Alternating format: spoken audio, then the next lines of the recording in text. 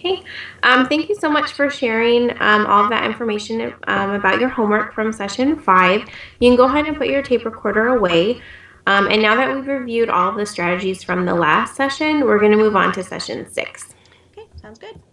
Okay. Session 6 focuses on ways to keep your conversations with B going, and then how to use appropriate questions and comments, and then ways to keep your conversations with B very balanced. Can you think of a specific time when one of these areas might have been an issue for you guys?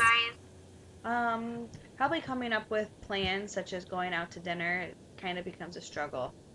Okay, so it would definitely make sense for a situation like that to become frustrating for you guys, either because you don't feel like B is providing you with sufficient information, or maybe you feel like he's not taking enough turns in the conversation. And so, one of the big things that we want to focus on today are the types of questions that you're asking B. So, to kind of get us started, can you think of one type of question that we ask other people? Yes or no questions. Perfect. And we also ask choice questions like, do you want to go to the movies or do you want to go out to dinner? And then we ask WH questions, like questions that begin with what, where, who, when, why, or how. Do you think that all of these different types of questions require the same level of skill to answer? Never given it much thought before, I don't know. Okay.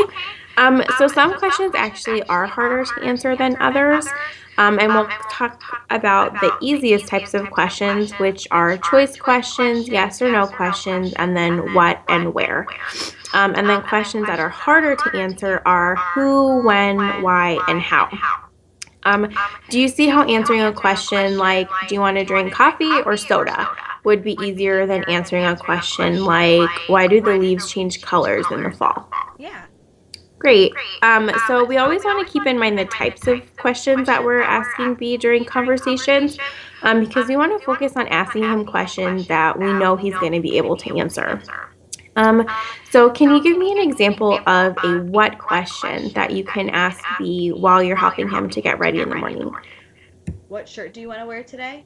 That's perfect. And if he responds to that and he tells you that he wants to wear a blue shirt, how can you expand on that by asking him a choice question? I'm not sure. All right.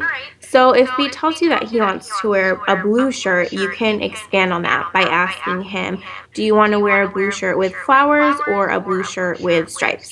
Or you can ask him, do you want to wear your long sleeve blue shirt or your short sleeve blue shirt? Makes sense. Okay, so let's try another example of the questions that we've talked about. So choice questions, yes or no questions, and then what and where. Can you come up with a question that you can ask B during breakfast? Do you want to eat oatmeal or scrambled eggs? That is a really great example of a choice question. So if B tells you that he wants to eat oatmeal, can you think of another question that you can ask him that will give you more information about what he wants to eat? Maybe I could ask him if there's something that he'd like to put on his oatmeal. And how can you phrase that as a question? What would you like on your oatmeal? Perfect. You're doing a really good job. So now that we have an idea of the different types of questions that we want to ask B during conversations, let's go over the types of questions that we want to avoid. Okay. Okay. So all of the questions that we've talked about so far have been really great ways to keep B very engaged in your conversations, and to keep the conversation going. But it's also important to remember that we always want to balance our questions with comments. We don't want to fire off question after question. So in our earlier example, when B told you that he wanted oatmeal, you can make a short comment about the oatmeal and then ask him what he wants to put on top of it. So can you think of a short comment that you might make about that? I could say something like, oatmeal sounds really good this morning. Great. So when B tells you that he wants to eat oatmeal, you can say, oatmeal sounds good. What do you want to put on top of your oatmeal? Do you see how we balanced a question with a comment? Yeah. Okay, good. Do you feel like this is something that you're already doing when you talk to B? No, I feel like I'm constantly just asking him questions just to get info that I need.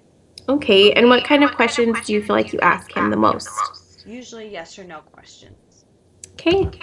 Can you give me an example of a typical conversation that you have with B where you feel like you're asking him a lot of yes or no questions, and one or both of you guys end up feeling frustrated? I'll ask him, "Do you want to go to the park today?" He'll say no. I'll ask him, "Are you too tired to go to the park today?" He'll say no. Then I'll ask him, "Do you just not feel like going to the park today?"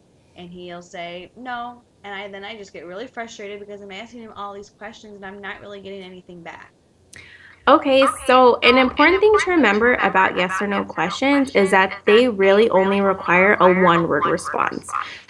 So if we know that B is having trouble elaborating and keeping conversations going, do you think the best types of questions to ask him are ones where he only has to respond using one word? Probably not.